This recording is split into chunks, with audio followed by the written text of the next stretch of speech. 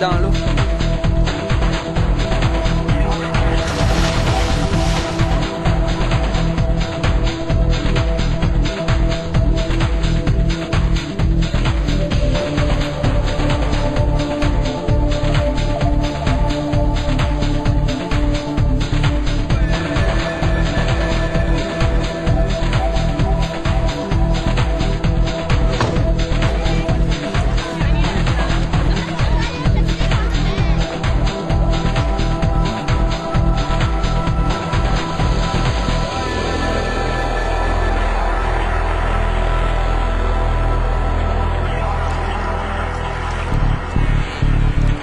Just a little sample of what the divers have pulled out of the water. Really unbelievable, and they're still out there, you know, digging stuff up. But it's amazing what we found, eh? Oh, it's unbelievable. I mean, you never know what you're going to expect out there, but litter that's on the ground has its way of making its way itself into the ocean. So this is a prime example of that.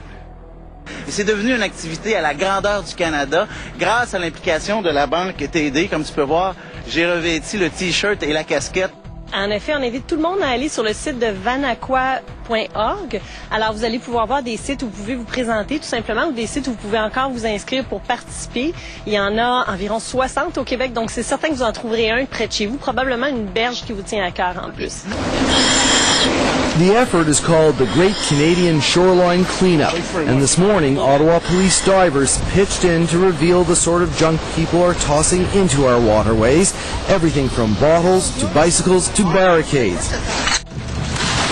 Divers are finding all sorts of unusual objects. It's the TD Great Canadian Shoreline Cleanup, a nationwide effort to get junk and garbage out of Canada's waterways. Albertans and Maritimers are the most aware of the impact that clean water has and the importance of cleaning up our waterways.